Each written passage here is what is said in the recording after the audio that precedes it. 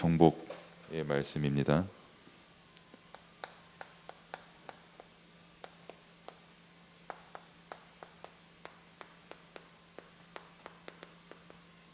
다니엘 1장 8절에서 9절 말씀이죠.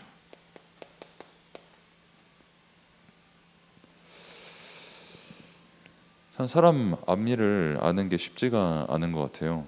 이따가도 또 말씀을 드리겠지만 지난주에는 저 빼고 확진자가 없었거든요. 제가 알기로는. 그래서 저만 집에서 온라인으로 이렇게 메시지를 전했고, 여러분들은 이제 교회 나와서 혹은 집에서 이렇게 말씀을 함께 받았는데, 이번에는 반대로 제가 치유가 돼가지고 저는 이렇게 앞에 나와 있는데, 여러분들이 이제 확진이 되셔가지고 또 이렇게 집에서 예배를 드리고 있습니다.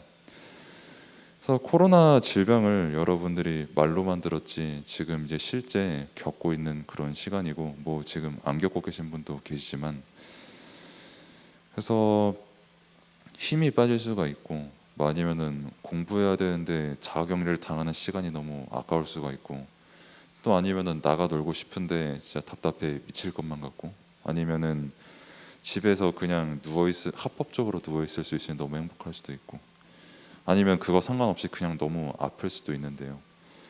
어느 지금 상황 속에 있던 정말 말씀을 통해서 여러분들이 진짜 답이 뭔지, 그리고 진짜 치유와 해답이 뭔지를 발견하는 시간이 되기를 바라고요.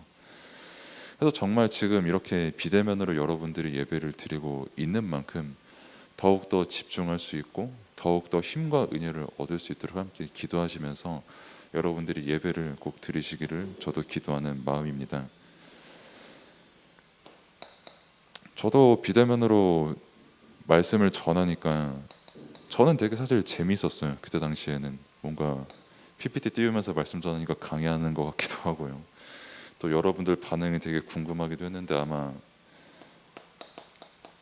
하나님께서 허락하신 시간표죠. 제가 비대면으로 하든 여러분들이 지금 비대면으로 드리든, 그래서 참 하나님의 많은 은혜를 깨닫는 시간이 되기를 바라고요. 그래서 이번 강단 말씀이 가장 좋은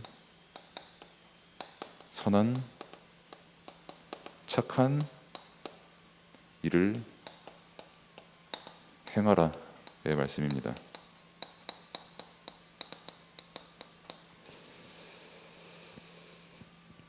좋고 선하고 착하다라고 하면은 사실 우리가 늘 이거를 위해서 살아가거든요. 근데 막상 또 이렇게 말씀의 형태로 나오고, 또 이렇게 뭔가 좋은 일 행하라, 선한 일 행하라, 착한 일 행하라 이렇게 하니까 또 어떻게 보면 되게 종교적으로 들릴 수가 있고요. 아니면 여러분들이 내가 무슨 도덕 시간에 좀 공부하고 있는 건가, 이렇게 느낌이 그렇게 들 수도 있어요. 그래서 성경에서 말하는 좋고 선하고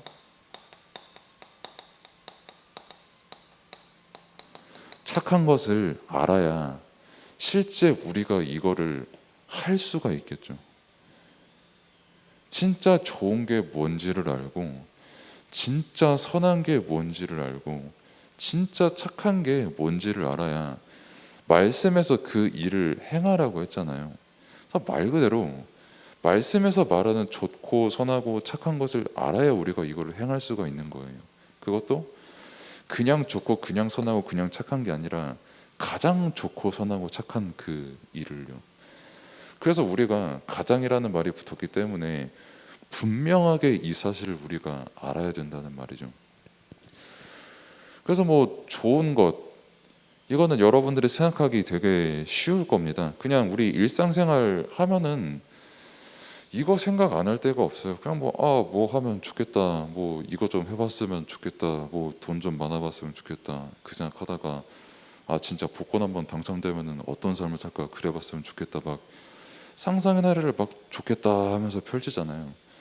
말 그대로 그 좋고라는 의미를 여러분들이 날마다 늘 생각하면서 삽니다. 지금도 여러분들은 이 좋고라는 거를 생각을 하고 있어요. 여러분들의 눈은 한쪽 눈은 예배를 향하고 다른 한쪽 눈은 무언가 다른 기기에 향할 수도 있지만, 아무튼 여러분들의 눈은 지금 이 말씀을 향해 있어도 여러분들의 생각은 그래요. 그냥 순간적으로 뭐 외모에 관심이 많은 랩런트들은 나 좀 더 예뻐지고 싶다, 더 예뻐졌으면 좋겠다, 너 좀 잘생겨졌으면 좋겠다 이렇게 생각할 수도 있고요. 그러다가 이제 또 연애 욕심으로 또 번지면은 나 쟤랑 좀 사귀어봤으면 좋겠다, 아니면은 되게 막 경애하는 그런 입장이면은 한번 만나봤으면 좋겠다, 말 섞어봤으면 좋겠다. 제가 한 15년 전에, 그러니까 제가 여러분들 또래 때 여러분들 태어날랑 말랑 했을 때 그러니까 그때도 아이돌이 되게 막 유행했었거든요. 그때 한 그 여학생 한 마리 전 잊혀지질 않아요. 그때 빅뱅이 되게 유행했거든요. 그래서 빅뱅의 탑이라는 그 멤버가 있어요. 지금 아저씨지만 아무튼 그 탑을 이렇게 세워놓고 싶대요. 그리고 감상을 하고 싶대요. 여자애가. 나는 그런 취향을 가진 지 그때 처음 알았고 그 이후로 가깝게 하진 않았어요. 사실 제 개인적으로는. 아무튼 뭐 그런 좋겠다라는 생각을 여러분들이 다 갖고 있고요. 뭐 아니면 어디 뭐 외국 가봤으면 좋겠다, 뭐 이거 하면 좋을 것 같다, 뭐 당장에 지금도 점심에 뭐 맛있는 거 먹으면 좋겠다 이렇게 생각을 하잖아요. 뭐 지금 여러분들이 자가격리를 하고 있는 분들이 많이 계시니까요. 뭐 아니면은 비대면으로 예배드리고 있는 분들이 다 계시니까요. 그래서 대면했으면 좋겠다, 좀 나가봤으면 좋겠다 하는 생각을 다 하잖아요. 그 좋겠다, 무엇이 좋고 하는 그 생각들 하나하나가 여러분들에게 계속 쌓이고 또 반복되고 쌓이고 하거든요. 그 생각이 여러분들에게 형성이 되어 있는데 그게 굉장히 육신적이라는 거예요. 그래서 가장 좋은 일을 행하라라고 했을 때 내가 진짜 육신적으로 이 일을 생각을 하고 있는가, 아니면 정말 하나님께서 나에게 좋은 일을 먼저 행하셨는가를 우리가 먼저 영적으로 말씀으로 생각을 해볼 수 있어야 되는 겁니다. 실제 말씀을 통해 우리에게 전달하는 바가 마찬가지로 그거고요. 그리고 마찬가지로 이 선한 거 있잖아요. 선한 것도 선하고, 뭐 이거는 같이 말씀드릴게요. 선하고 착한 것 마찬가지예요. 그러니까 뭐 착하게 사는 게 뭐다, 진짜 내가 얘한테 선을 행하는 게 뭐다, 이게 다 사람마다 좀 어렵게 말하면 정의가 내려져 있고, 쉽게 말하면 저마다 이게 착한 일이야 나쁜 일이야라고 생각하는 게 다 있거든요. 근데 그게 상상 이상으로 기준이 다 다르다는 건 여러분들도 좀 알 거예요. 여러분들 나이면은.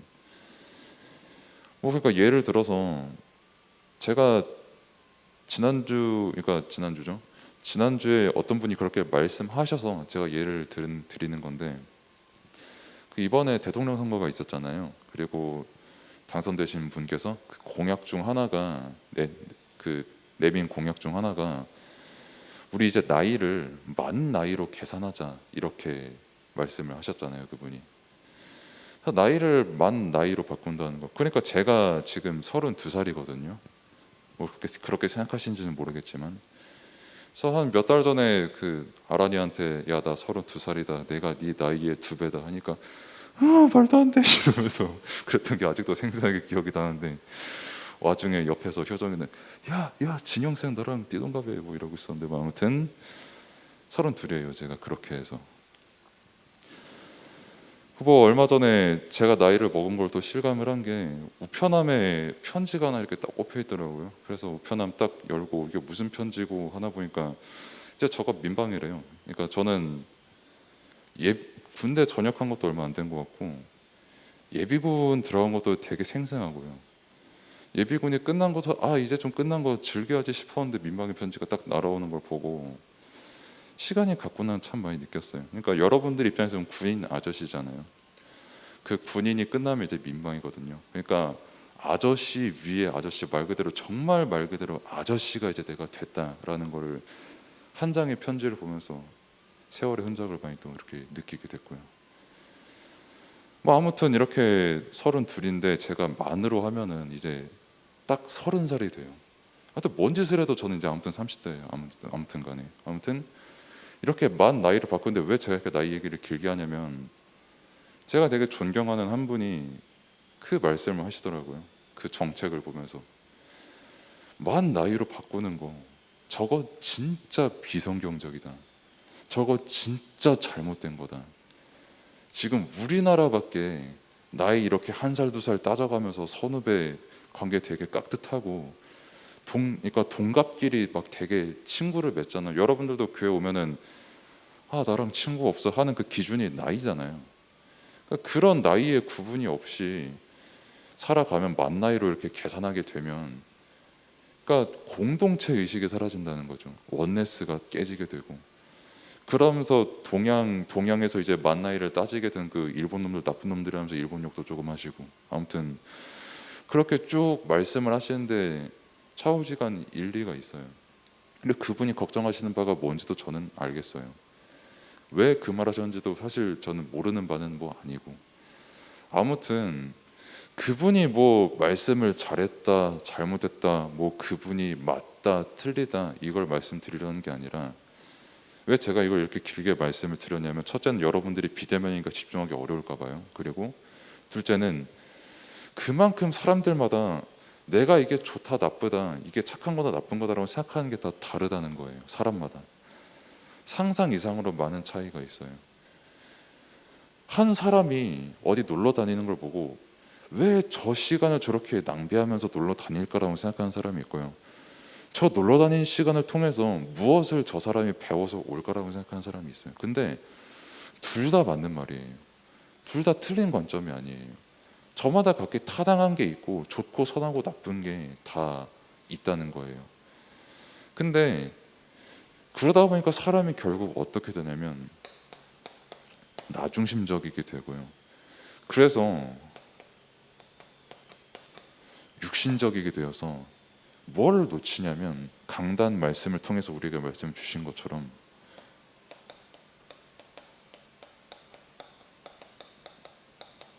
영적인 비밀을 놓치고 살아간다는 거예요. 영적인 비밀을 모르고 좋은 일을 행하고 선한 일을 행하고 착한 일을 행하면서 살아가는 게 지금 세상이라는 겁니다. 영적인 비밀을 아예 모르고 살아가요. 그러니까 아예 말씀이 없이 살아가는 사람들이에요. 하나님을 떠나고 말씀을 떠난 사람들. 사람 앞일 당장 내일 일 모르잖아요. 여러분들 코로나 걸릴지 여러분들 뭐 자학기 때 콧구멍 쑤셔가지고 알았지 그냥 아 나 내일 지금 코로나 걸리겠군 하면서 안 거 아니잖아요. 여러분들이. 근데 내가 마치 다 아는 것처럼 살아가잖아요. 사람들이. 영적인 비밀 이런 거 상관없이 말씀 없이 내가 생각하기에 좋고 선하고 착한 것대로 행하면 그게 정답이라고 살아가는 그 육신만 가득한 세상이잖아요. 그래서 그 결과가 어떻게 됐냐라고 했을 때 정작 결과는 영적 문제 가득한 세상이거든요. 그리고 말씀에서만 분명히 영적인 비밀을 말하고 있고 영적 문제가 왜 왔으면 왜 올 수밖에 없으면 왜 사람들이 여기에 빠져 살 수밖에 없는지를 우리에게 분명히 말하고 있거든요. 여기에 대한 답이 뭐냐라고 했을 때 원인은 인간이 하나님을 떠난 거고 말씀을 떠난 거고 답은 그 관계를 죄를 완전히 해결하신 회복하신 그리스도가 우리의 완전한 해답이잖아요. 그 영적인 비밀 정말 하나님께서 살아계시고 그리스도 안에서 정말 하나님과 말씀을 깨닫고 그래서 평생 지들이 좋고 선하고 착한 거 말하고 하는 그 세상 속에 사실 답 없이 살아가는 그 육신적인 세상 속에서 진짜 영적인 비밀을 알고 답을 줄 수 있는 그 사람이 가장 좋고 선하고 착한 일을 행할 수 있는 거예요. 왜? 답을 아니까요.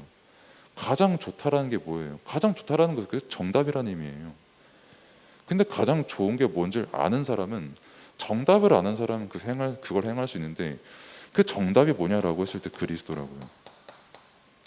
예수는 그리스도. 이것만이 가장 좋은 답이고 이게 우리가 오직으로 붙잡을 비밀이라는 겁니다. 그리스도 외에 영적 문제 그냥 해결 못하는 게 아니라 절대 해결 못합니다. 사람의 종교로 영적 문제 어떻게 해결합니까? 종교가 결국 똑같이 좋고 선하고 착한 거 행하라고 그렇게 말을 하는데요. 정말 그리스도 영적으로 믿습니까? 실제로 믿음으로 지금 그리스도 믿고 있냐고요. 세상 보면서 영적인 비밀을 못 볼 수가 없잖아요. 여러분들 양심적으로 한번 물어봐요 스스로에게. 근데 그 현장을 두고 정말 내가 그리스도를 믿고 있냐는 거고 실제 그리스도를 믿는 그 믿음이 그리스도가 답이기 때문에 좋고 선하고 착한 일을 행할 수밖에 없게 되는 거예요. 그 은혜 안에서. 그리스도를 믿게 하신 그 은혜 안에서요. 그래서 우리에게 가장 좋은 선한 착한 일을 행하라가 우리에게 명하신 하나님의 명령임과 동시에 우리에게 있어서 최고의 은혜이고 응답인 거예요. 여러분들이 말씀을 통해서 꼭 영적인 비밀을 깨닫기를 바라고, 정말 이 영적인 비밀을 깨달은 사람이 오늘 우리가 함께 볼 다니엘이라는 거예요. 그래서 미리 정복을 할 수 있었는데,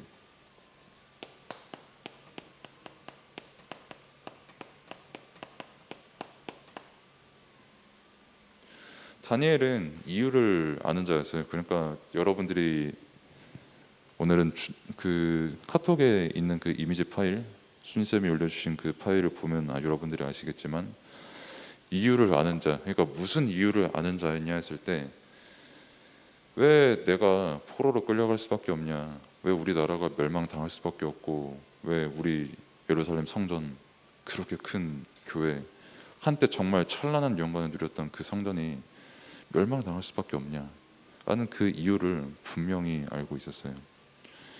일단 지리적으로 봐도요, 여러분들이 우크라이나 전쟁을 지금 모를 수가 없는 시대잖아요. 너무 이슈가 안 될 수가 없잖아요. 전쟁이니까. 실제 사람이 몇천 명이 지금 이상이 지금 죽고 있는 그런 전쟁이니까. 우크라이나가 여기 가운데 있고, 러시아가 여기 엄청 크다랗게 있고, 여기 옆에 이제 유럽 국가들, 나토 가입 국가들이 있잖아요. 얘네가 이제 러시아가 우크라이나를 점령을 하면 이제 얘네가 바로 나토 국가들을 견제를 할 수가 있잖아요. 이제 그 교두보로 삼기 위해서 우크라이나를 두고 계속 전쟁을 예로부터 지금까지 쭉 하고 있잖아요. 마찬가지로 이스라엘이 아래에는 애굽이 있었거든요. 그리고 위에는 바벨론이 있었어요. 그러니까 바벨론 입장에서 애굽을 점령하기 위해서는 이스라엘을 반드시 점령을 해야 될 거예요. 마찬가지로 애굽 입장에서도 얘네들도 강대국 패권국가거든요. 애굽도 마찬가지로. 그래서 이스라엘을 점령한 그 다음에야 이제 바벨론을 점령을 할 수가 있는 그런 지리적인 위치에는 이스라엘이었어요. 지금 우크라이나와 굉장히 흡사하죠. 지리적으로 봤을 때 강대국 사이에 끼어 있는 국가. 사실 우리나라도 강대국 사이에 끼어 있는 국가기도 하고요. 뭐 아무튼 그래서 뭐가 안 끊였냐면 전쟁이 없을 수가 없는 나라였어요. 항상 전쟁이 있어서, 심지어 지들끼리도 갈라져서 전쟁을 했던 그런 나라였잖아요. 남과 북으로 갈라져서. 그렇게 전쟁이 끊이지 않는 시대, 지리적으로 끊이지 않는 시대. 그러니까 하나님께서는 말씀을 통해서 계속 답을 주시거든요. 이스라엘 왕들에게 이렇게 행해라. 심지어 바벨론이 침공할 것도 알려주셨고, 침공할 때 어떻게 해라라는 그 방법도 알려주셨고, 그 모든 것을 알려주셨음에도 이스라엘 왕들이 말씀을 듣질 않아요. 배경 자체가 사실 애굽의 꼭두각시였던 왕들이기도 했고요. 그리고 왕들은 그렇게 생각을 했겠죠. 뭐 굳이 이런 시대에 와서 하나님 말씀을 듣냐. 바벨론의 저 신들 얼마나 많아요. 유일한 하나님을 믿기가 참 쉽지 않은 세상이었어요. 이 왕들 입장에서 봤을 땐. 그리고 당시에 애굽이랑 어쨌든 외교 관계를 맺고 있었기 때문에, 설마 내가 애국과 외국 관계를 맺고 있는데 바벨론이 우리에게 쳐들어올까라는 생각도 있었겠죠. 외교적으로 보면은. 근데 말씀대로 정확히 침공을 당했죠. 이스라엘은 바벨론에게. 그리고 말씀대로 똑같이 예루살렘 성전이 멸망하고 이스라엘은 포로로 잡혀갑니다. 이 모든 배경을 다니엘이 알고 있었다는 거예요. 여러분들도 렘넌트잖아요.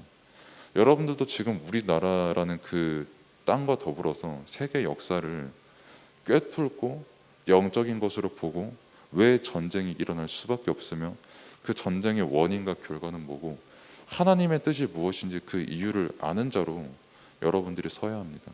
그리고 실제 그런 여러분으로 서도록 하나님께서 지금도 말씀과 교육을 통해서 여러분들을 인도하고 계시고요. 그렇게 이유를 알았고, 그리고 가장 중요한 거는 결국 이스라엘 왕들의 영적인 의미를 타락을 했어요. 하나님의 자녀잖아요. 하나님의 백성이고. 왜 성전을 허락하셨겠어요? 하나님께서 왜 하나님께서 이스라엘 그 백성들에게 그 땅을 허락을 하셨겠어요? 적당히 잘 먹고 잘 살라고요. 왜 그 땅을 허락하시고 왜 그 백성을 선택하시고 왜 그 백성과 땅 그걸 가지고 성전을 지으시고 말씀을 주셨겠냐고요. 니들이 하나님의 백성이고 너희들은 하나님께 영광을 돌릴 백성이고 하나님과 언약 관계가 맺어진 그 백성이라는 거예요. 하나님의 통치를 받는 사람들이라는 거예요.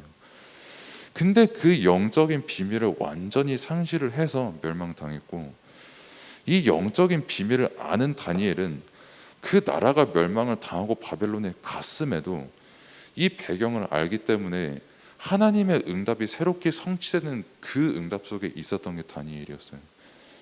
그래서 실제 자신의 모든 것을 잃고 바벨론에 가도 전혀 흔들리지 않고 오히려 미리 정복의 비밀을 말씀과 기도로 누리고 있었던 게 바로 다니엘이었다는 겁니다.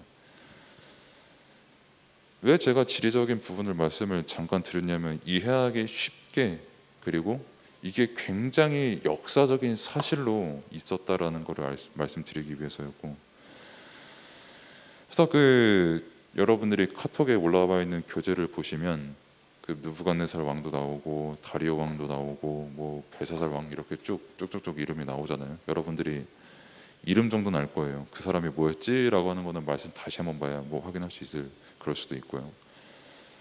뭐 아무튼 느부갓네살 한 명만 예로 들면은 저번 다니엘 말씀드릴 때도 제가 말씀을 드렸지만 엄청 엘리트였어요. 상상을 초월한 엘리트였고, 바벨론이 지금으로부터 약 2,500, 2,600년 전 시대거든요. 이때 당시 시대가. 근데 이때 느부갓네살이 이슈타르의 문을 만들었잖아요. 저번에도 말씀드렸죠. 근데 그게 이터널스라는 영화에 고스란히 등장했잖아요. 적어도 이 사람은 2,500~600년에 지나도 그게 전혀 퇴색되지 않고 오히려 그게 더 빛나는 그런 예술적인 가치를 만들어낼 만큼 예술 감각에 뛰어났던 왕이었어요. 그 말은 굉장히 영적인 감각이 있는 왕이었고요. 동시에 영적인 문제가 굉장히 심했던 왕이었어요. 그래서 꿈을 꾸거든요. 그 요셉이 바로 왕한테 했던 그 꿈 얘기처럼 꿈을 꾸는데 너무 괴이한 꿈을 꾼 거예요. 이상한 꿈. 근데 보통 우리 같으면 이상한 꿈 꾸면은 아씨 꿈 꿨네 하면서 한 반나절 지나면은 그 꿈 꿨지 하고 이틀 지나면은 꿈 꿨다는 그 사실과 내용 다 잊어버리잖아요. 근데 이 사람은 애초에 영적 문제를 알고 있고 영적인 감각이 있는 사람이었거든요. 사실 귀신 들린 사람이고 실제 나중에 귀신 들린 장면도 나오거든요. 그리고 그렇기 때문에 이 사람이 꾸는 꿈이 있잖아요. 이 사람은 예사로 받아들일 수가 없는 거예요. 그래서 얼마만큼 영적 문제에 시달리고 괴로웠냐면 이 악몽 꾼 것 때문에. 이 사람 입장에서 악몽이죠. 니네 내 꿈 진짜 해석 못하면 니네 진짜 죽여버린다라고 할 만큼 살 의가 들 만큼 엄청 괴로워했던 게 당시 그 꿈을 꿨던 느부갓네살이었어요. 근데 여기에 답을 줬다라는 겁니다. 그것도 그냥 답을 줬냐? 아까 샘들에게도 말씀을 드렸지만 다니엘이 느부갓네살한테 답을 주는 그 장면을 봐요. 요셉이랑 아예 똑같습니다. 내가 잘나서 당신에게 답을 주는 게 아니라 나는 당신들의 부하들보다 잘난 점이 단 하나도 없다라고 고백을 한과 동시에 하나님께서 당신의 꿈을 알게 하고 해석해 주실 것이다 라는 그 말씀에 선언을 하면서 느부갓네살의 그 복잡한 꿈을 완전히 해석을 하고 실제 답을 주는 장면이 나오죠. 느부갓네살이라고 하는 자칭 자기를 신이라고 여겼던 사람이거든요. 자신의 동상을 새기고.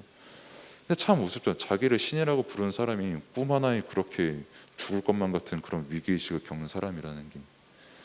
그러면서 진짜 하나님을 만나니까 진짜 여호와 하나님이 맞구나라는 거를 찬양할 수밖에 없었던 그런 왕이었는데, 뭐 그래도 자기의 영적 문제는 계속해서 남아있던 그런 왕이었고요.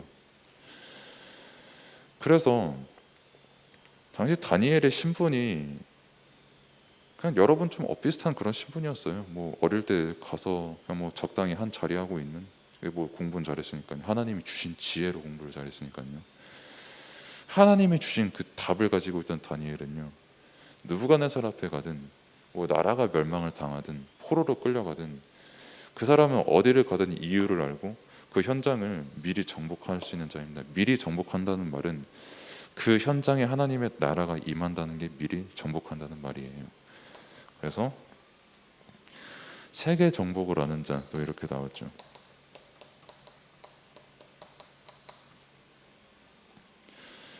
세계 정복을 아는 자 다니엘인데, 이건 말씀드리고 마치겠습니다.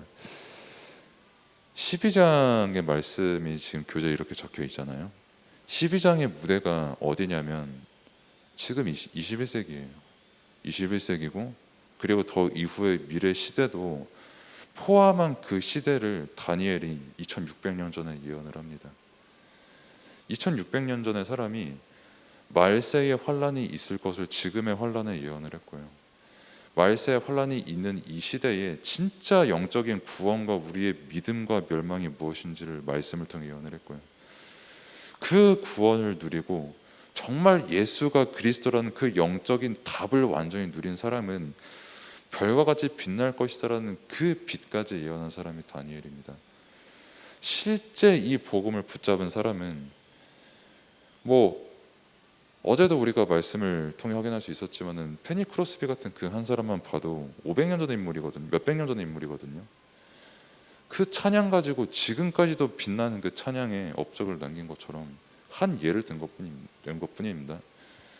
지금 우리가 말씀을 듣고 지금 우리를 통해서 하나님께서 역사하시는 이 모든 게 하나님의 말씀이 이 2600년 전부터 지금까지 그대로 성취가 되는 거예요. 그래서 다니엘의 미리 정복이라는 이 말씀은 제가 늘 말씀을 드릴 때마다 항상 말하지만 이때 딱 시작하고 끝난 말씀이 아니라요. 이 세상이 시작하기 전부터 지금 우리가 살아오는 이 순간까지 동일하게 역사가 성취가 되고 있고 동일하게 이 언약의 흐름 속에서 이루어지는 말씀입니다. 그렇기에 여러분에게 그대로 적용이 되고 여러분의 믿음이 되고 여러분의 능력이 되는 말씀이라는 거예요. 그리고 여러분의 해답이 되는 말씀이고, 그 어떤 영적 문제가 있는 현장이라고 할지라도 내가 정말 좋고 선하고 착한 거를 말하고 있는 현장이지만 실제 영적인 비밀을 몰라 망해가는 그 현장 속에서 여러분들은 별과 같이 빛나는 그 별과는 비교할 수 없는 그 그리스도의 빛을 답으로 누리며 살아갈 렘넌트로 하나님께서 여러분을 부르시고 지금 인도하신다는 말입니다. 그래서 비대면 중에 여러분들이 되게 힘들게 어떻게 보면 예배를 드리고 있지만 그렇기에 정말 그리스도가 믿어지고 체험되어지고 누려지는 은혜를 여러분들이 지금 이 순간 은혜로 누리기를 바랍니다. 기도하겠습니다. 하나님 감사합니다. 정말 다니엘의 말씀을 통해서 하나님의 뜻을 온전히 깨닫고 정말 복음을 온전히 믿음으로 믿는 그런 시간으로 인도받을 수 있도록 하나님께서 모든 것을 인도하여 주옵소서. 예수 그리스도의 이름으로 기도드립니다. 아멘.